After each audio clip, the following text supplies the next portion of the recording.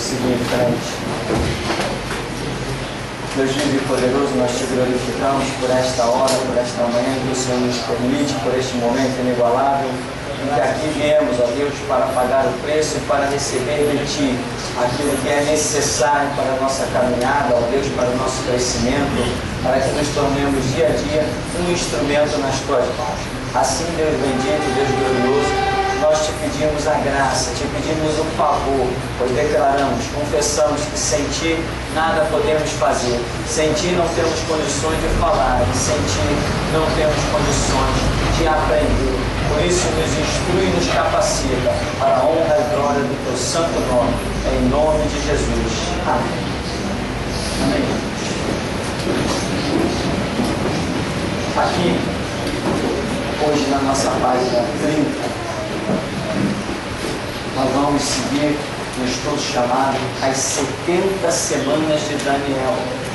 Essas 70 semanas de Daniel compreendem profética e simbolicamente 490 anos.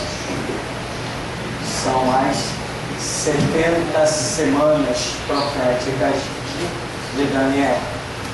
Aí você vai precisar entender simbologia e você vai precisar entender numerologia, tudo logicamente dentro do contexto bíblico. Por exemplo, você vai ver, tem as referências aí, dizendo cada dia da semana é igual a um ano. Informação muito importante, em que um dia dessa semana profética é igual a um ano. Isto é fundamentado. Isso não é talvez, não, quem sabe, pode ser, não, isto é revelação bíblica, isto é simbologia, numerologia e outras coisas mais, profecia, tudo isso está incluído no contexto bíblico, em que nós sabemos que o livro que nós temos em mão, ele não é só um livro didático ou só histórico, ele é um livro espiritual. E quando se fala espiritual, aí vai entrar uma série de coisas que a mente ou o entendimento normal não conseguirá compreender de forma alguma. A Bíblia não foi escrita para qualquer um entender. A Bíblia é algo escrito para aquele que se torna povo de Deus. Tanto que a Bíblia diz, derramarei água sobre o sedento. Sedento aí é um conceito daquele que anseia pelas coisas de Deus. Logicamente, Deus está falando, derramarei água sobre o sedento, como? Vai fazer o quê? Vai jogar chuva? Vai jogar o dilúvio? É isso? Não é nada disso. Então, esses conceitos estão dentro da necessidade primária para que você possa compreender outras coisas. Tipo assim, o que eu tenho aqui? Eu tenho aqui um X A4, como você chamaria isso? Se você não aprendeu primeiro na escolinha o X, depois o X ao quadrado, depois o X ao cubo, se você não teve uma escala de graus de ensinamentos, você não terá condições de compreender coisas dessa natureza aqui, X à quarta potência, ou seja, em tudo em que o contexto conhecimento e ensino gira, existe uma escala. Por que tantas pessoas me ouvem na internet, em rádio, seja lá onde for, nos CDs, e dizem o quê? Esse cara é louco, isso é maluco. Por quê? Porque ela está me enxergando lá na quarta potência, mas ela não participou em nosso meio, ela não acompanhou as coisas. Tanto que hoje nós temos no nosso centro bíblico o quê? Um material que ele começa desde o começo do ministério. Nós temos tudo ali gravado, áudios das mensagens em ordem de data, porque aqueles degraus vai facilitar a compreensão de muita gente. Muita gente vai se deparar com o ministério hoje no que é. Hoje nós estamos vivendo uma dispensação em que eu estou. O meu chamado nessa dispensação é demonstrar a problemática matemática e o colapso de um sistema jurídico dentro da própria democracia. Quem me ouvir vai dizer, esse camarada é maluco. Então, se você não tiver uma prévia, você não compreende as coisas mais elevadas. Isso é normal em todo conceito de aprendizado. Não tem como fugir, sempre foi assim e sempre será. Aquele camarada que fez o cálculo e mandou a sonda a Marte, né? Aquele camarada que calculou a distância da Terra para a Lua, o camarada que calculou quantas vezes a Lua é menor que a Terra, quantas vezes o Sol é maior que a Terra. Aquele camarada, quando ele entrou na escola, ele aprendeu assim, ó, uma bolinha mais outra bolinha é igual a duas bolinhas, né? Ele aprendeu assim, ele aprendeu que o 1 mais o 1 é igual a 2. Hoje ele faz cálculo e manda uma nave pousar lá na Lua, mas ele passou por aqui. Se ele não tivesse passado por aqui, ele não ia a parte alguma. Tem gente que diz assim, que besteira aprender que 1 mais 1 é 2. Se você não aprender que 1 mais 1 é 2, você não pode fazer um cálculo astronômico para mandar um foguete. E aqueles camaradas são bons de matemática, que é uma brincadeira, né? E hoje, ele diz assim, não, pastor, peraí, eles usam calculadoras com os cálculos todos já pré-fabricados. Sim, mas alguém teve que programar aquela calculadora. Então, meu irmão, é assim que funciona. Perdeu tempo, não aprendeu, não estudou, o tempo passa. Quando vem uma revelação lá na quarta potência, você vai sentir falta do quadrado, do cubo. É assim que funciona em todo lugar. Negligenciou aqui, quando a igreja estiver lá, você não está lá, você pensa que está. É assim que funciona quando o assunto é conhecimento. Existe uma escala crescente de aprendizado. Sempre foi assim, né? Tipo assim, você vai aprender uma profissão. Uma profissão de eletrônica, técnico em eletrônica. Se você, eu quero fazer um curso de técnico em eletrônica. Aí o camarada diz, perfeitamente, vamos fazer a sua ficha. Tem segundo grau? Ah, não pode. Porque o curso vai exigir conhecimentos prévios. Então primeiro você vai ter que fazer o segundo grau para depois fazer um curso técnico de eletrônica. Quantas vezes já nos deparamos com isso? Então, é tudo assim. Na Bíblia é a mesma coisa. Conhece Mateus? Conhece Marcos? Conhece Lucas? Conhece João? Conhece Gênesis? Ah, não? Então nunca conhecerá Apocalipse. Nunca terás fé suficiente para entender, pode até declarar, mas entender é outra coisa, que Jesus Cristo está prestes a retornar a este mundo.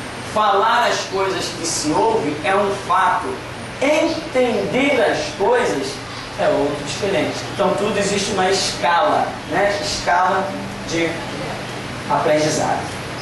Então aqui diz, as 70 semanas, 490 anos, página 30, Daniel 9, 24 a 27, é onde se está. Então diz que cada dia da semana é igual a um ano. Aí eu coloquei uns textos aí do lado que provam esta simbologia em que cada dia dessa semana profética em que o anjo fala com Daniel é igual a um ano. E tem mais, irmão, isso não morre aqui. Por que isso é tão importante? Isto não morre aqui, isto não fica sepultado aqui. Quando nós fundamos esse centro de estudo aí atrás, no dia 17 de março de 2009, o Deus vivo e poderoso que não mente, não se engana, nos revelou o seguinte, que este seria o primeiro dia do último calendário. No dia 17 de março, quando inauguramos esse trabalho aqui atrás, essa sala de estudo, Deus revelou que naquele dia era o primeiro dia do último calendário. E aí, vai para onde agora? Para onde você vai com essa informação? Agora você precisa entender simbologia, precisa entender numerologia, precisa entender profecia, precisa entender história de Israel, tudo que está no contexto bíblico, para que essa informação pudesse chegar. Primeiro dia do último calendário. Opa, detalhe, se é o primeiro dia do último calendário, então chegamos num período de fechamento da era da igreja. Mais um detalhe que nós temos com essa informação, e outras muitas coisas. Se é o primeiro dia do último calendário, significa que neste último calendário é que Jesus Cristo tem que arrebatar sua igreja, voltar no Monte das Oliveiras, que são as coisas do fim. Então, se é o último calendário, poxa, quanto tempo demora um calendário? Quanto tempo um calendário? Um calendário para nós, gentios, é simplesmente 12 meses. É um calendário, passou-se um ano. E para Deus é a mesma coisa? Quando você vai para a palavra, não é a mesma coisa. Deus nunca usou calendário de 12 meses em nenhum lugar. Então isso também nós vemos, essa mistura das informações estão contidas aqui nestas 70 semanas de Daniel. Por exemplo, então, seguindo, diz que o primeiro período foi igual a 7 semanas, que foram 49 anos. Aí diz que começou com a saída da ordem dada pelo rei Artaxerxes para restaurar a cidade de Jerusalém e findou com o término da reconstrução da cidade. Um detalhe importante que nós estamos vendo aqui, eu diria até basicamente, nós vemos que quando o rei Artaxerxes, um rei, ele permitiu a reconstrução de Jerusalém, foi no ministério de Neemias. Quando ele começou, Neemias partiu para dar início à reconstrução de Jerusalém. Então, o anjo fala com Daniel e diz que ali houve o primeiro dia. Contou-se um tempo, e esse tempo durou 49 anos. Então nós temos aí um período, provavelmente temos aí um calendário de Deus marcado por 49 anos. Aí ele diz que findou quando a cidade foi reconstruída, a cidade de Jerusalém foi reconstruída. Então, pode construir a cidade. Deus marcou o primeiro dia. Terminou a cidade, 49 anos. Agora, nós vemos nesse período, nós vemos que houve o quê? Houve um intervalozinho. Lembra? Os inimigos fizeram com que a construção parasse. Lembram disso? Só que esse intervalo também era um projeto de Deus, porque o calendário estava marcado aqui, no primeiro. Então o intervalo que aconteceu aqui no meio simplesmente tomou-se como um projeto de Deus, porque não alterou em nada. Aliás, nenhum dos planos de Deus pode ser impedido. Então, aí nós tivemos o primeiro período, quando o anjo está conversando com Daniel. Diz que o segundo período foi de 62 semanas, que foi igual a 434 anos. Aí então diz, observação, primeiro período 49, segundo período 434, total 483 anos. Então o anjo dá para Daniel que se completaram 483 anos. Mas o cálculo diz que estas semanas proféticas têm que ser de 490. Então, se você baixar, fizer uma conta, você vê que ainda tem uma diferença de 7 anos que falta se cumprir assim como a construção de Jerusalém teve um intervalo, o cumprimento geral de tudo aquilo que o anjo fala com Daniel no capítulo 9, também sofre um intervalo. E esse intervalo, semelhante à interrupção da construção de Jerusalém, este intervalo, nós estamos hoje nele, dentro do intervalo, que se chama, como se chama? Tempo da graça. Hoje nós estamos vivendo esse intervalo, ou seja, o anjo falou, olha, saiu uma ordem para construir Jerusalém, Jerusalém foi construída e tal, e as coisas foram acontecendo, tal, chegou-se a 483 anos, parou a história, o desenrolar dos fatos, parou ali, abriu-se um tempo chamado graça, e ainda falta esse períodozinho de 7 anos para se cumprir. Hoje nós estamos aqui no tempo da graça. Nós estamos vivendo esse período que ele terá, dentro de poucos anos mais, um fim. O tempo da graça está caminhando para o fim.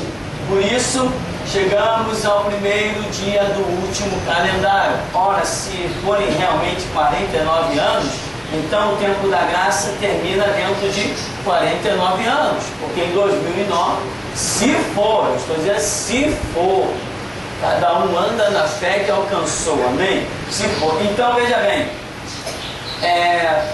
o tempo da graça vai chegar ao fim e vai retomar-se a contagem do tempo. Isso tudo que aconteceu aqui tinha como relógio, como base quem? A nação de Israel. Então, hoje nós não estamos contando, a nação de Israel não está como base no tempo da graça. Quem está como base no tempo da graça? A igreja. São os episódios concernentes à igreja que marca hoje o relógio de Deus. Ou seja, enquanto não se levantar a restauração da igreja, a apostasia, né? Aquilo tudo que Paulo fala, apostasia, tal, o homem do pecado, restauração, aquelas coisas todas têm que se levantar e fechar esse tempo da graça. Enquanto a igreja não concluir, Deus não cumpriu o seu projeto com a igreja, fechando ela com a restauração e o arrebatamento, enquanto isso, esse tempo não se fecha. Nós estamos hoje vivendo porque a restauração já foi implantada, tá? E a qualquer momento conclui-se a obra de Deus com a igreja. Quando fechasse o tempo da graça, que a Bíblia diz, fechou-se a porta, que significa o arrebatamento, então Deus contará de novo mais 7 anos. E que 7 anos são esses? É o reinado do anticristo, o homem do pecado descrito por Paulo, que virá nas asas das abominações. E hoje você vê que há um clamor mundial de apoio à profanação do homossexualismo. E se tem uma coisa que a Bíblia é catedrática em declarar como abominação, é o homossexualismo, em que no Antigo Testamento, inclusive, pessoas foram ordenadas por Deus à morte por prática homossexual. Você vê isso lá no tempo de Moisés. Então, apedrejados até a morte. Não foram nem banidos, foram apedrejados até a morte. Essa foi a consideração de Deus. Então, o homossexualismo vai imperar e nas asas das abominações vem o assolador, como descreve Paulo profeticamente. Então, nós vamos tomar, depois do arrebatamento da igreja, ou entrelaçado aqui num mistério tremendo, esse tempo de 7 anos em que o anticristo vai estar no poder. Então, onde nós estamos hoje? Estamos aqui, dentro do tempo da graça, esperando que ela se feche para que mais 7 anos aconteçam e sejam somados a esses 483 anos já transcorridos, em que esse período de 7 anos, quando ele se completar, nesses 490 anos, nós teremos o quê? O retorno de Jesus Cristo. Foi o papo do anjo com Daniel.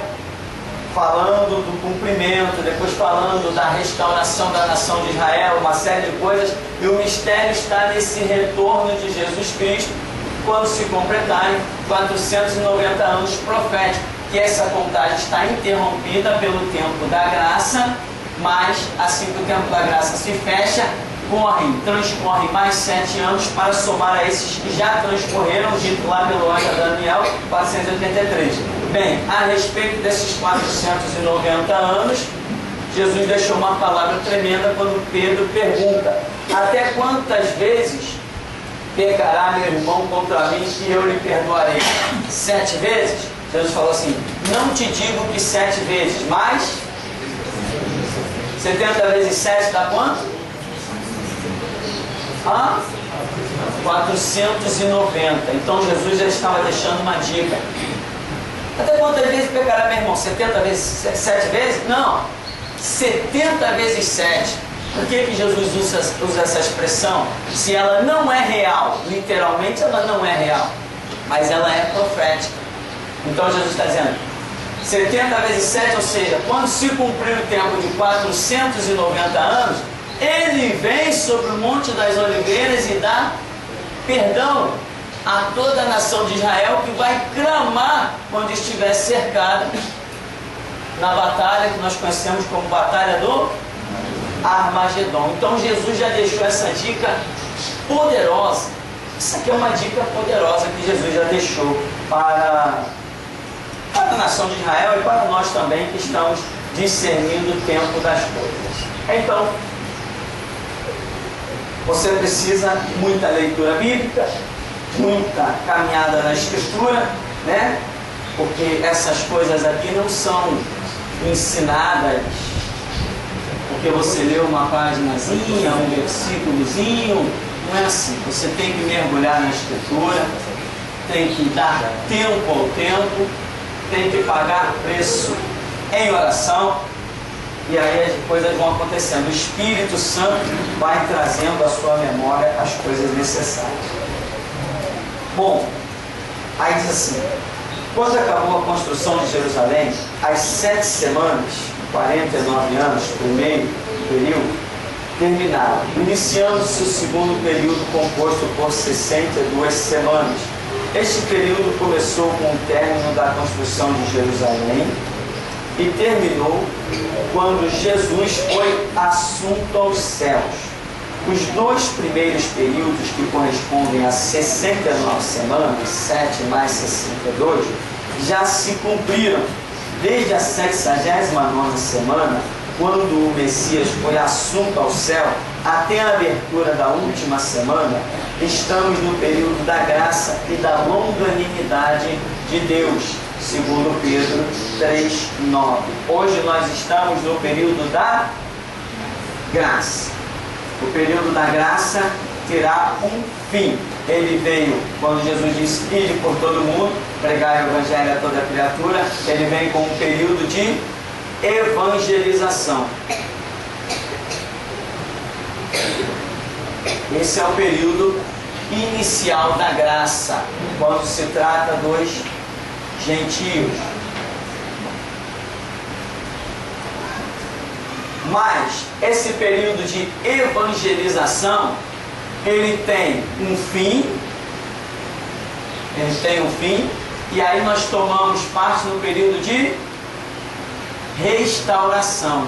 Ou seja, a igreja no tempo da evangelização caminhou, conquistou, atingiu seu auge. Depois a igreja vem e atinge uma queda impressionante. Irmão, a queda da igreja, ela me deixa em êxtase. É impressionante a queda da igreja. Até pessoas que viram anjos negaram Deus. Pessoas que foram curadas milagrosamente negaram Deus. Pessoas resgatadas da Umbanda, Quimbanda, magia negra, do homossexualismo, negaram Deus. A queda da igreja, a igreja atingiu um auge tremendo, depois ela teve uma queda que não teve mais fim. Caiu e continua caindo até hoje. Então, com esta queda da igreja, surge necessidade da restauração. Período esse que nós já começamos.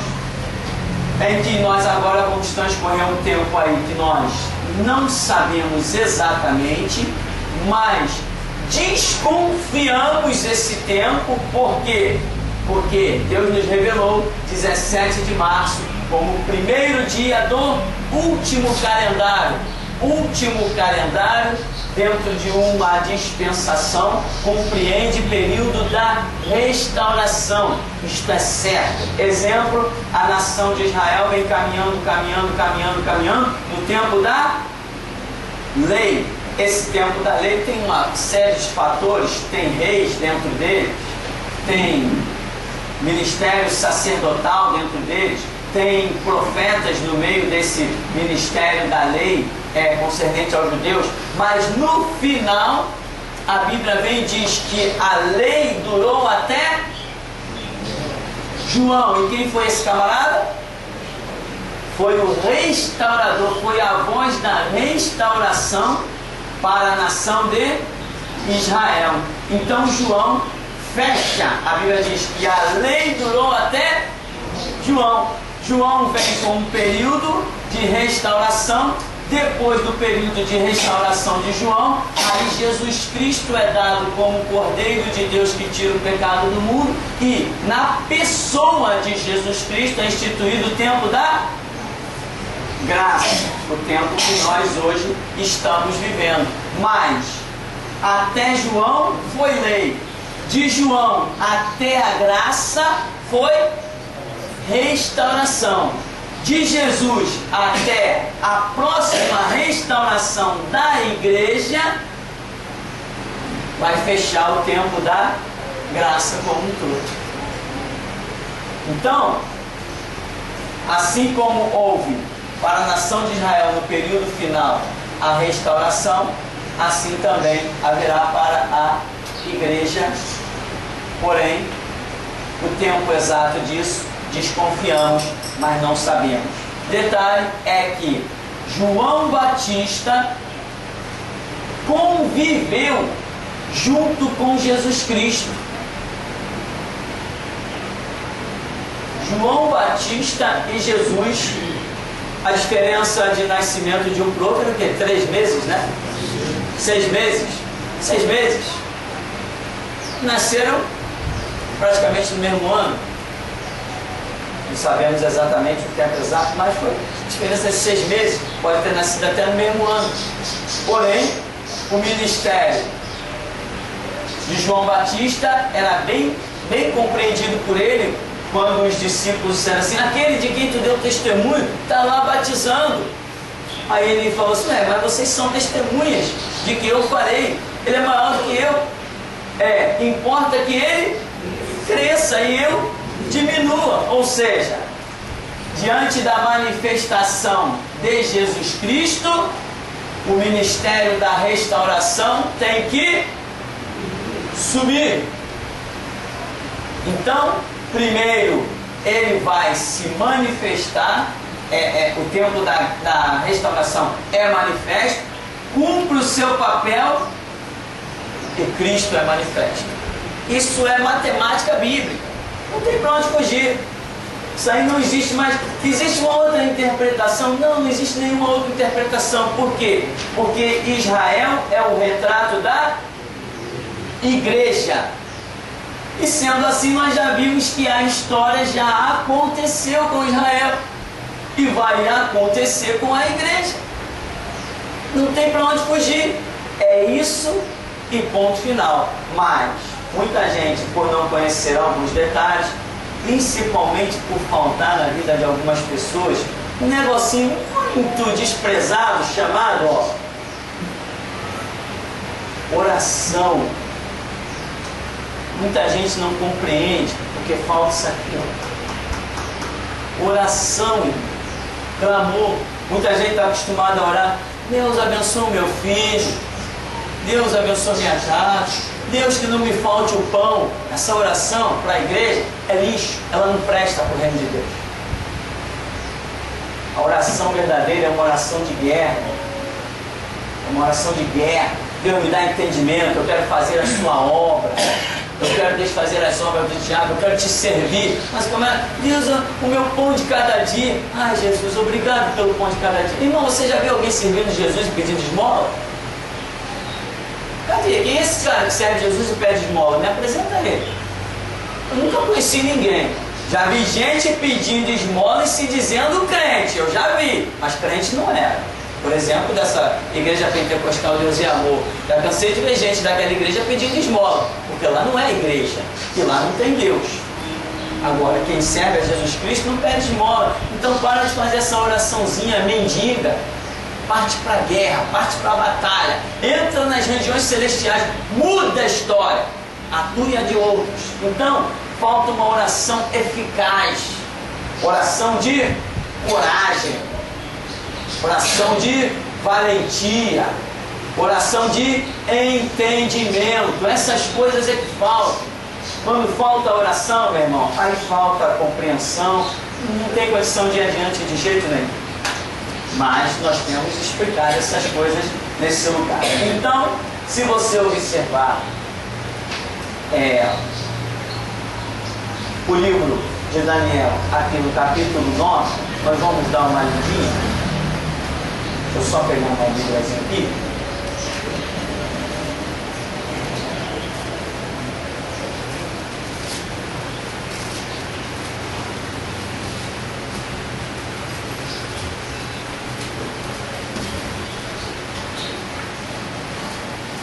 Vamos ver aqui o livro do profeta Daniel. Depois de Ezequiel, vem Daniel. Capítulo 9, no verso 24.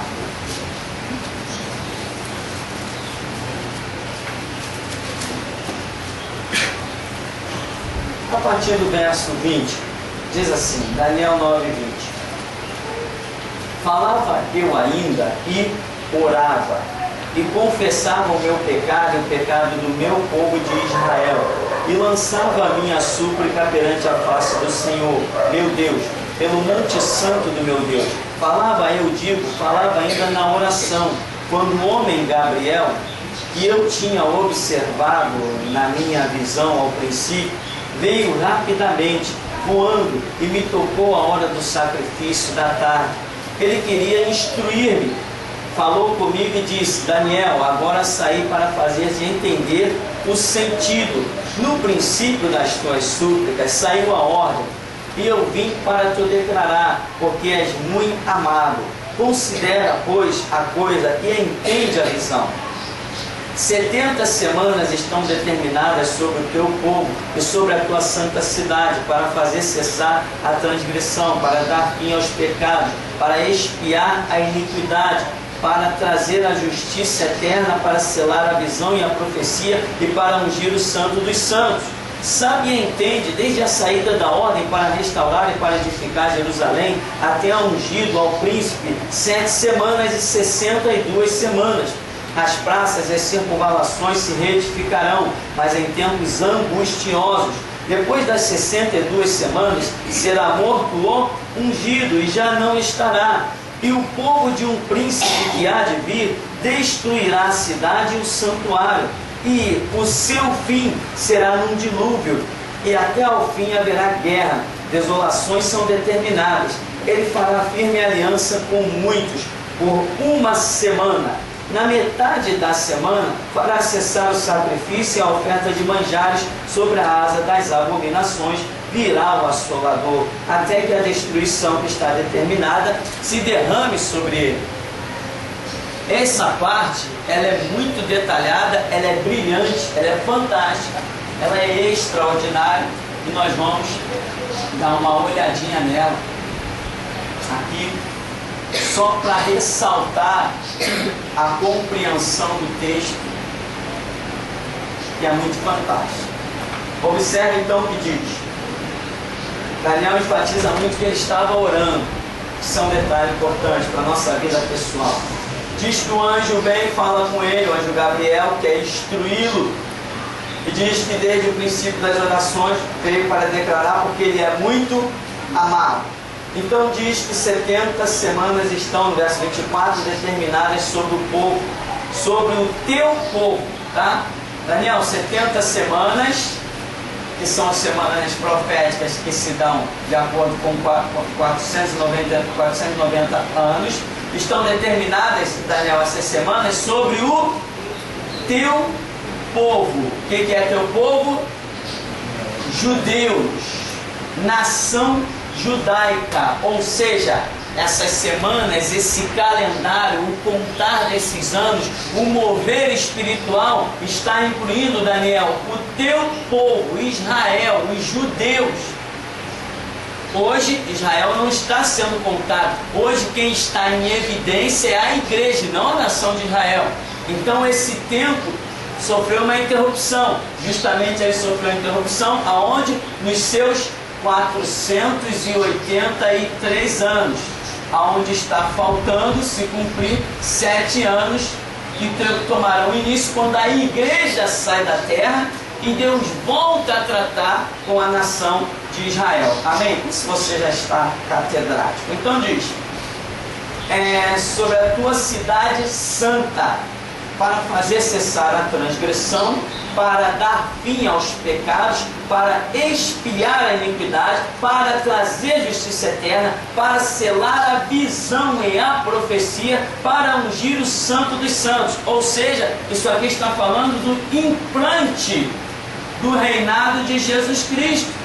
Quando ele descer sobre o Monte das Oliveiras e implantar o seu reinado de 1000 anos, beleza, você já sabe disso muito bem. Então, aqui está dizendo isso, verso 24 novamente, 70 semanas, ou seja, o cumprimento de 490 anos, está determinado sobre o teu povo e sobre a tua santa cidade. Os episódios que contam, que dão acesso, dão continuidade a esse cronômetro é Israel e é Jerusalém. Você vê que hoje tem a discussão lá, onde vai construir o templo, onde não vai construir o templo, a quem pertence Jerusalém, a quem não pertence. Agora estão querendo transformar Jerusalém na capital turística do mundo, ou seja, ela não vai pertencer a ninguém, ela vai ser um patrimônio mundial.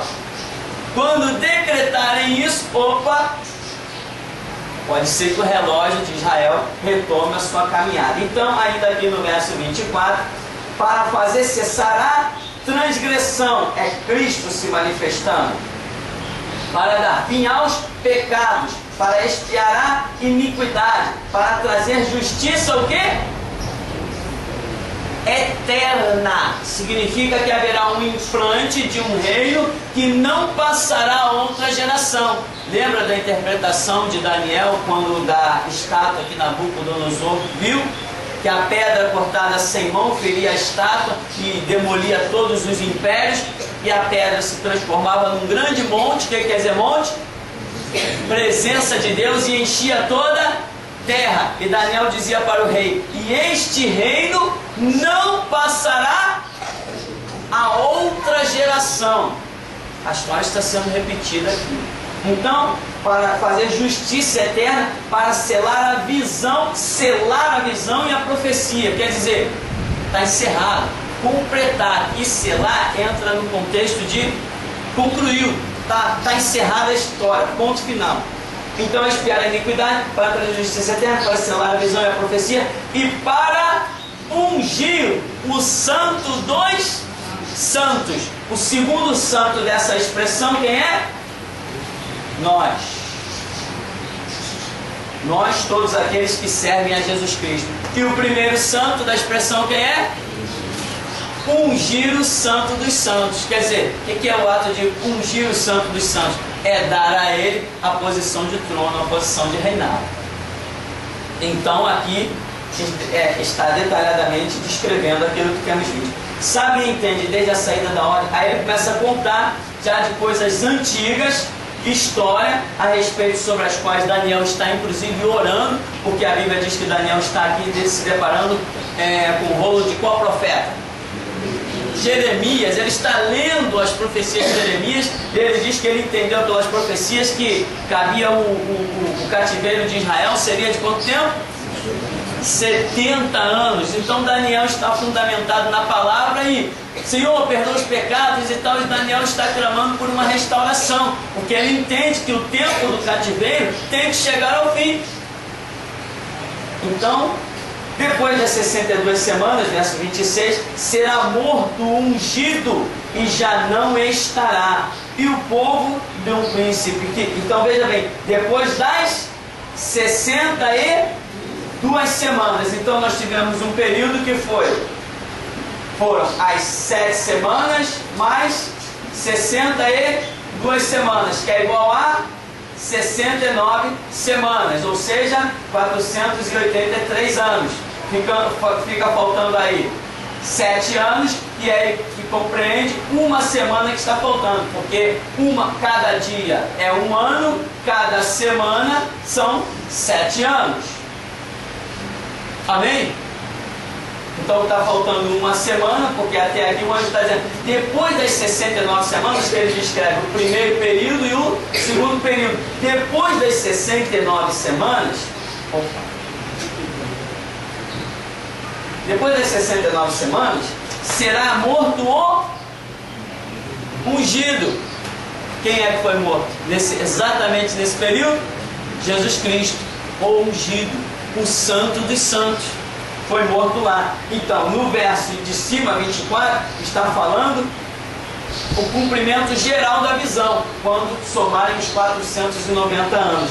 E aqui ele está falando no período intermediário, depois dessa segunda etapa das 62 semanas, que foi o período 7, não, aqui é 2 mesmo, 7 mais 62.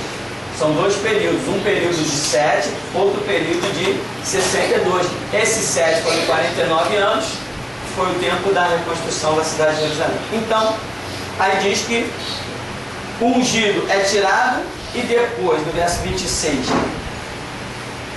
e o povo de um príncipe que há de vir destruirá a cidade e o santuário, e o seu fim será no dilúvio, e até o fim haverá guerra, desolações estão determinadas. Ele fará firme aliança com muitos por uma semana, tá?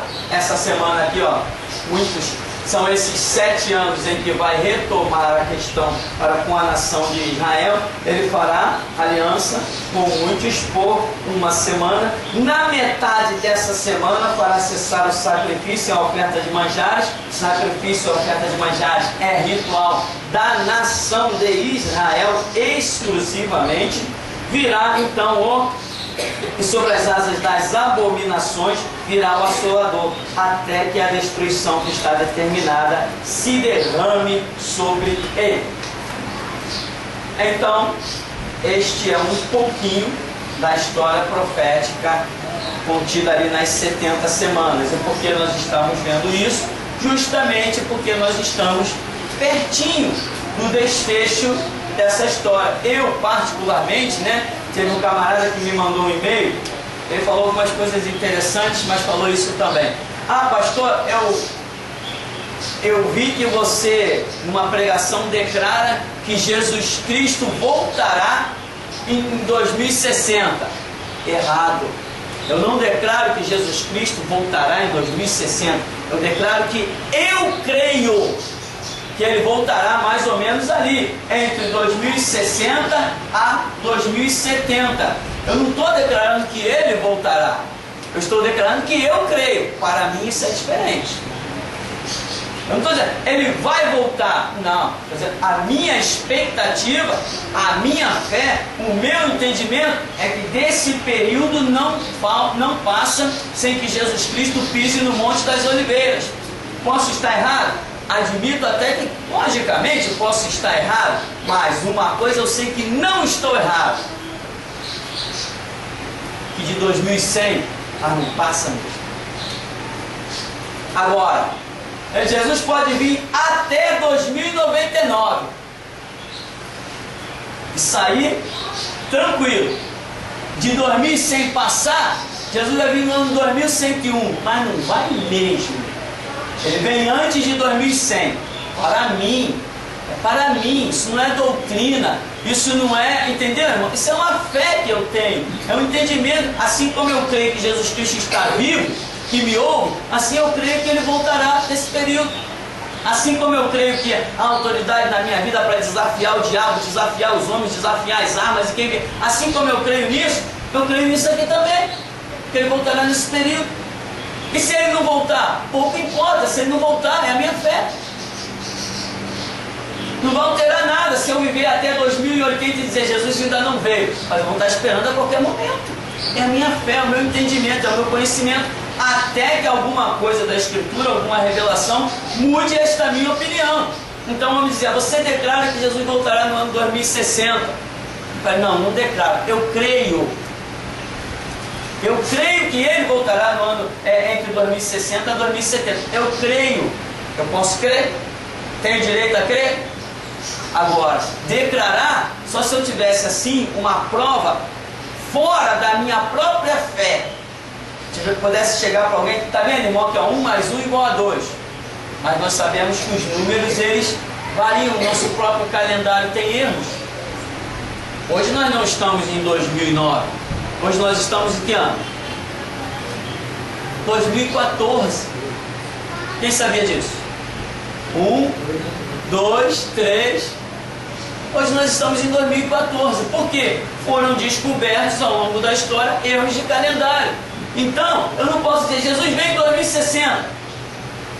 Posso estar errado. Até mesmo por causa dessa confusão de calendários que existe aí. Mas, que esse período aqui é uma faixa da manifestação de Cristo.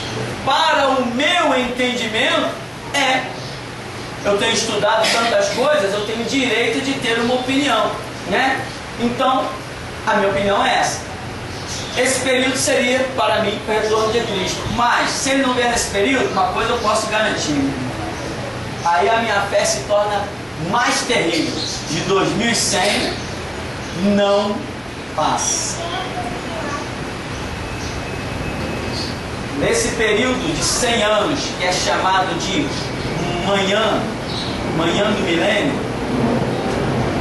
nesse período de 100 anos, Jesus Cristo voltará dentro dele.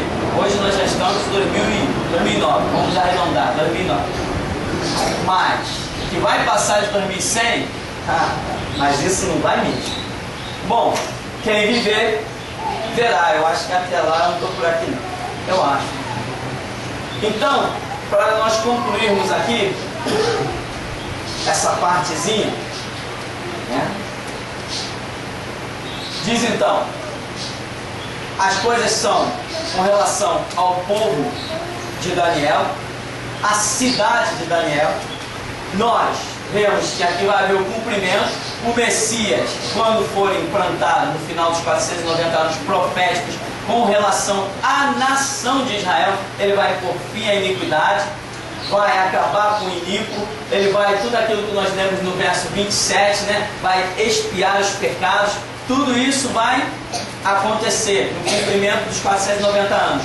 Mas hoje nós estamos vivendo um tempo chamado período da graça, em que este relógio, com relação aos judeus, com relação à cidade de Jerusalém, esse relógio está parado, estacionado. Enquanto Deus não se voltar para a nação de Israel, este relógio não toma o seu cumprimento e Jesus Cristo não pisa no Monte das Oliveiras. Mas eu creio que dentro de mais algumas décadas a igreja será arrebatada. Encerra-se o tempo da igreja e Deus se volta para Israel. E o relógio de Israel retoma a sua caminhada por mais 7 anos. Amém? Alguma pergunta para encerrarmos aqui? Vamos ver a pergunta do irmão ali? E nós vamos encerrar a classe.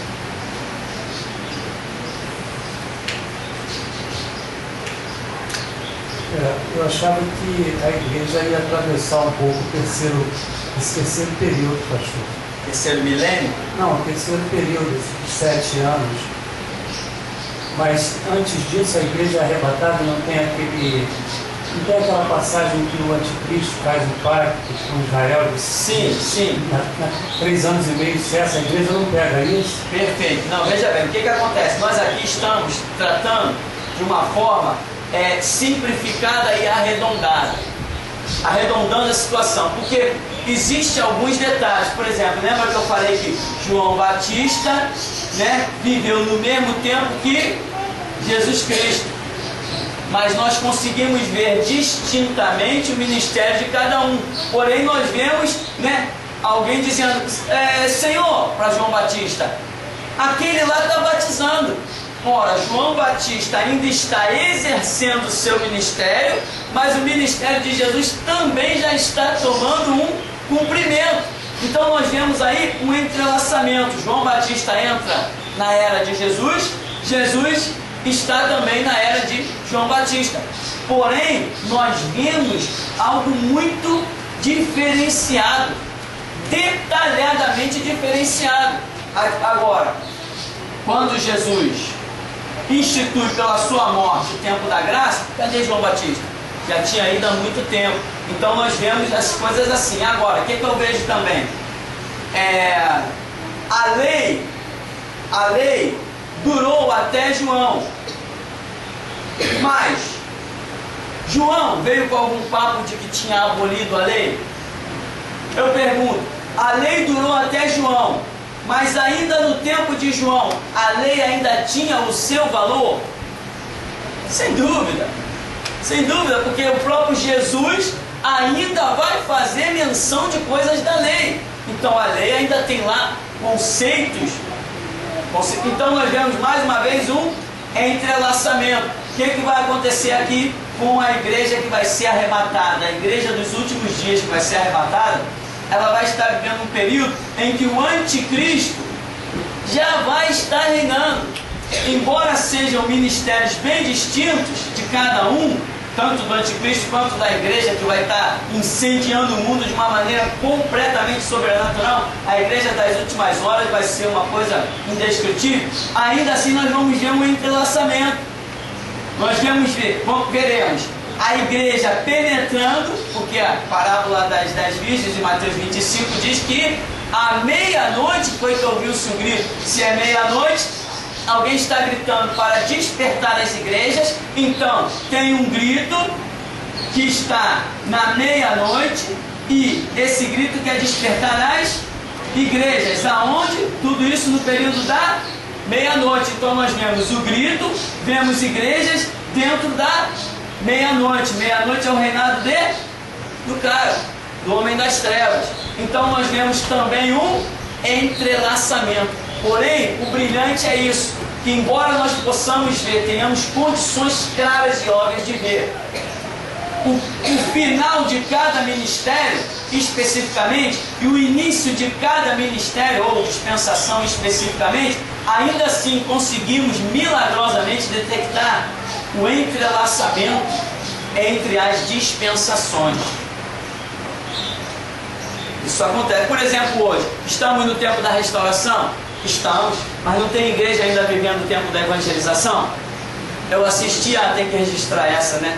Só para a gente concluir. Eu assistia ontem, passei na sala da minha mãe, olhei na televisão, aí aquele rock pesado, guitarra, contrabaixo e tchan, gente profissional.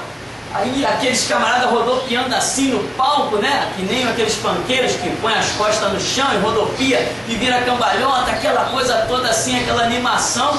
Falei, ué, um rock diferente, porque normalmente o roqueiro é grito, é pulo, e aquela coisa assim, daqui a pouco aparece aquele camarada da comunidade evangélica da Zona Sul, Marco Antônio, apresentando o conjunto de rock da sua igreja e mandando ver, né? É maravilha.